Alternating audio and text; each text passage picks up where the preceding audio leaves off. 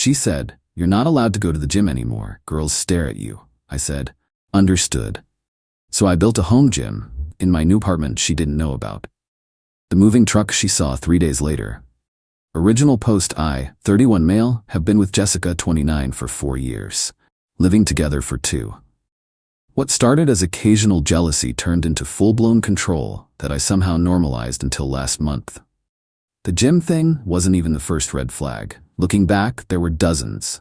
She'd check my phone while I slept, made me unfollow female coworkers on social media, got angry if the cashier at the grocery store smiled at me too long. But 3 weeks ago she hit a new level. I'd been going to the same gym for 6 years. It's my stress relief, my routine, my mental health maintenance.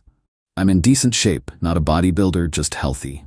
But apparently, that was a problem. Jessica, I went by your gym today. Me, oh, why? To see what you're really doing there, and I saw those women looking at you. Looking at me? I was probably just in their line of sight. Don't gaslight me, Derek. They were staring. That blonde one was practically drooling. Jess, I don't even know who you're talking about. Of course you do.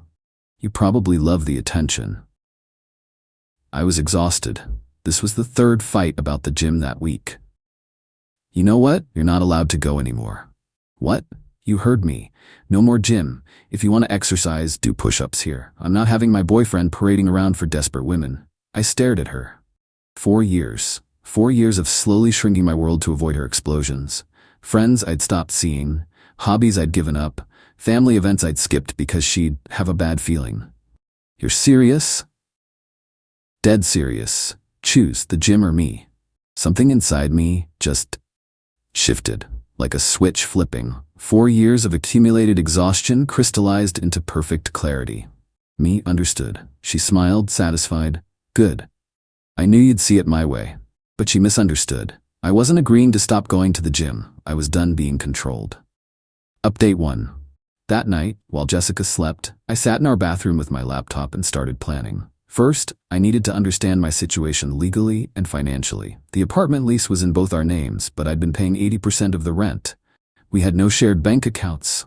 Thank God I'd resisted that. My car was mine, hers was hers. No kids, not married. I had about $11,000 in savings. Not a fortune, but enough. The next morning, Jessica left for work. She's a receptionist at a dental office, works 9 to 5.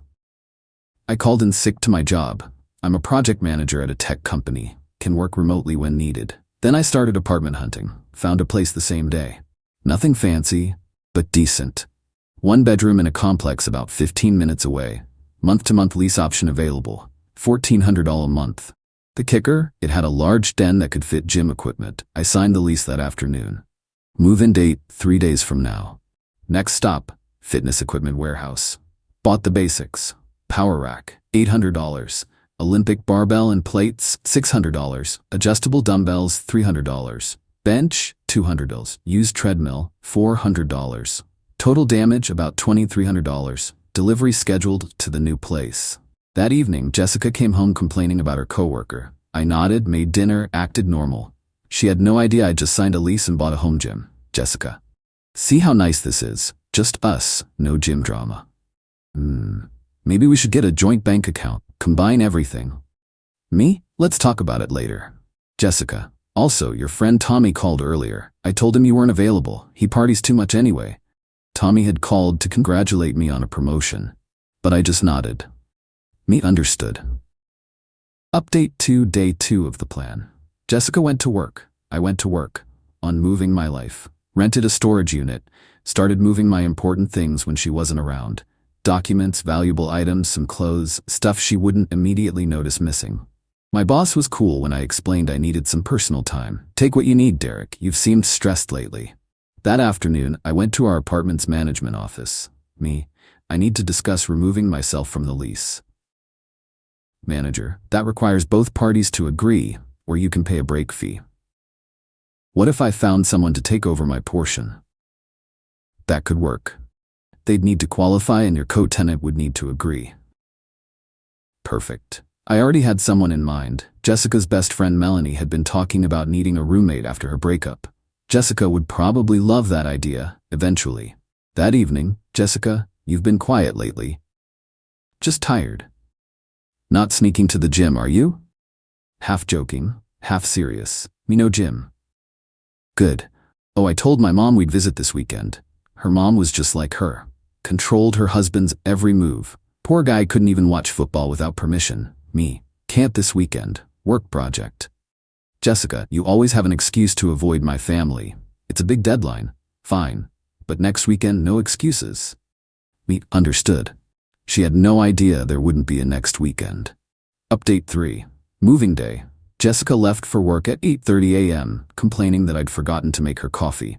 I apologized, kissed her goodbye, and waited exactly 10 minutes before the moving truck arrived. I'd hired movers for speed, told them exactly what was mine. My desk and computer setup, my clothes and personal items, kitchen stuff I'd bought, my TV from before we met, my books, gaming console, etc. Left everything that was hers or ours. Even left the coffee maker, a gift from her mom. The movers were efficient. 2 hours, everything loaded. I did a final walkthrough, left a letter on the kitchen counter, and dropped my keys next to it. The letter was simple. Jessica, you told me to choose between the gym and you. I choose neither. I choose freedom. I've removed myself from the lease, paid my portion through next month. Melanie is interested in taking over my spot if you want a roommate. Don't contact me. I'll be blocking your number. I wish you well, but I'm done being controlled. Derek, P.S. I built a home gym. No desperate women staring at me there. Drove to my new place. The movers unloaded everything. My gym equipment had arrived the day before. Spent the afternoon setting up my new life. At 5:47 p.m., my phone exploded. 28 calls in 10 minutes. Texts ranging from "what the hell" to "you're mentally ill" to "please come back, we can talk." I screenshot everything, then blocked her number. Then the flying monkeys arrived. Her sister Caitlin. How could you just abandon her? Her mom. Real men don't run away from problems. Her friend Melanie. Honestly, Derek, I get it, but maybe give her another chance. Blocked. Except Melanie, I replied. The room's available if you want it. Same rent split she demanded from me. 80-20. Wait, she made you pay 80%?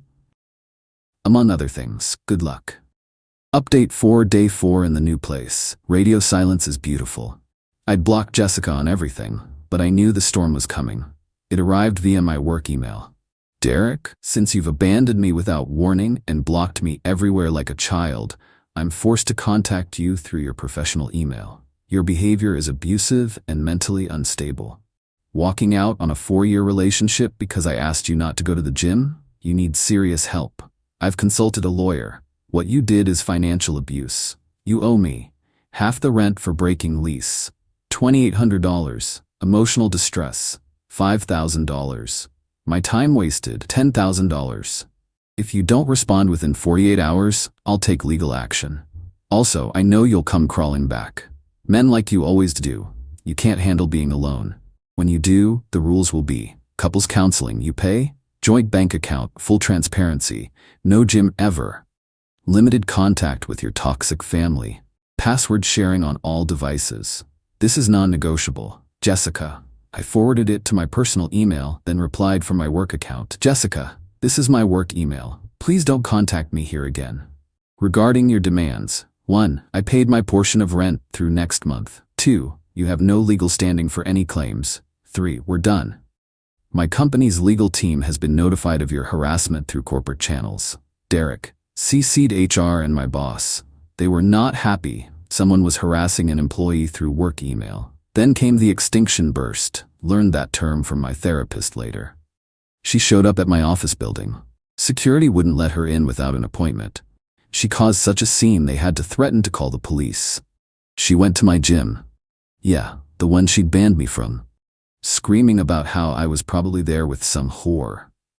They revoked her guest pass permanently. She called my mom crying. Mom hadn't known about the control issues because Jessica always seemed so sweet. Mom listened for about 5 minutes before Jessica said, "He's not allowed to go to the gym because women look at him." Not allowed? He's a grown man. Jessica, you don't understand. I have to protect what's mine. He's not property, dear. You turned him against me. This is your fault. Mom hung up, called me laughing. Derek, what did you date for 4 years? But the best part came a week later.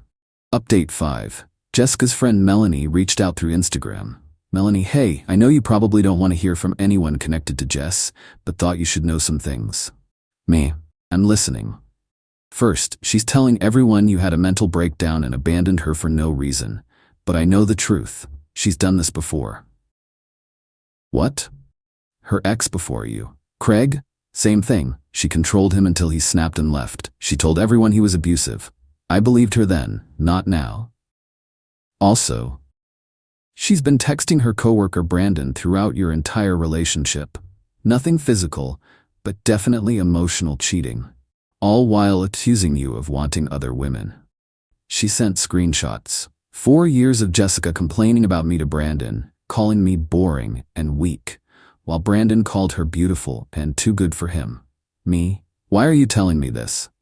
Melanie, because I took the room, and living with her for 1 week has shown me everything. She tried to tell me when I could have guests, demanded I pay 80% because I make more, got mad when I went to yoga because we should spend evenings together.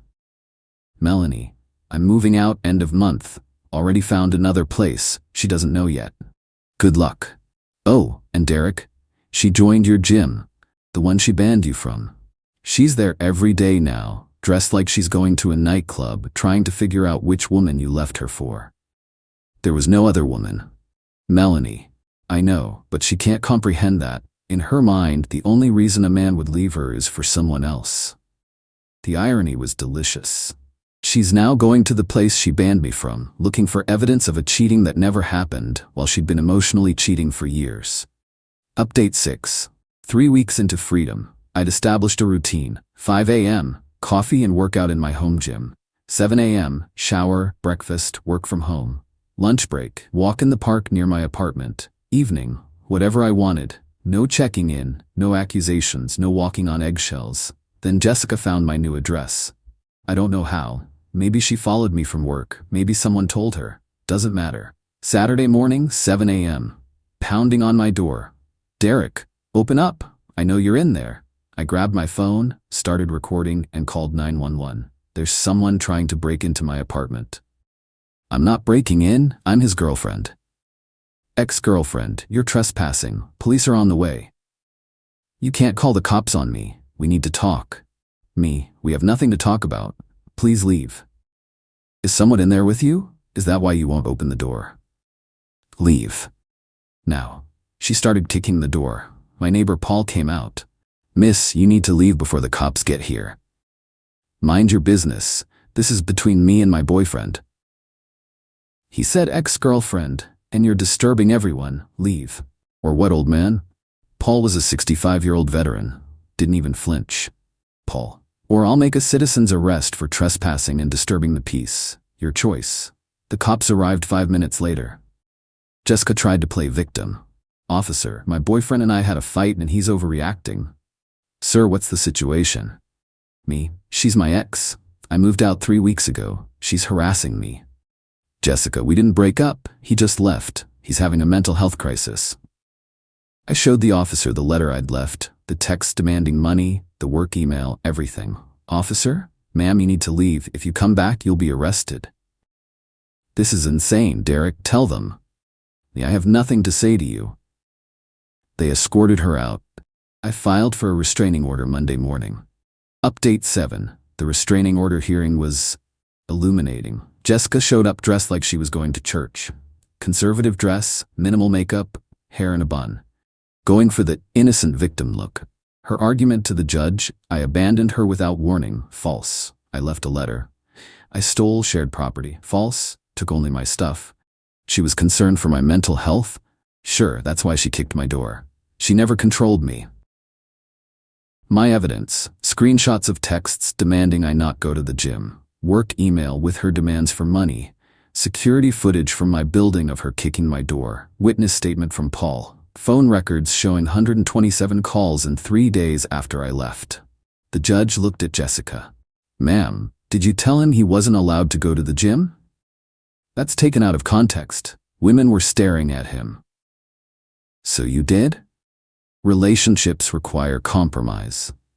Compromise is mutual, control is not. Restraining order granted, no contact for 1 year. Jessica started crying, not sad tears, angry tears. Jessica, this is discrimination. He manipulated you.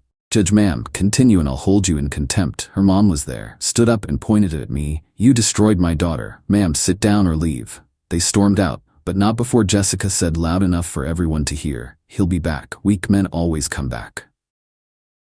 It's been 2 months now. The restraining order is in effect. Through the grapevine, I heard. Melanie moved out. Jessica couldn't afford rent alone. She had to move back with her parents. She got fired from the dental office for missing too many days, probably stalking me. She's telling everyone I was abusive and she escaped. She's on dating apps with a bio about surviving narcissistic abuse. Meanwhile, I'm thriving. Lost 10 pounds of stress weight I didn't know I was carrying. Got promoted at work, could focus without daily drama. Reconnected with friends I'd been isolated from. Started therapy to understand how I let it get that bad. PR'd on bench press in my home gym. My therapist explained it was classic controlling behavior that escalated slowly. The gym thing was just the final straw that broke my denial. Final update. 6 months have passed.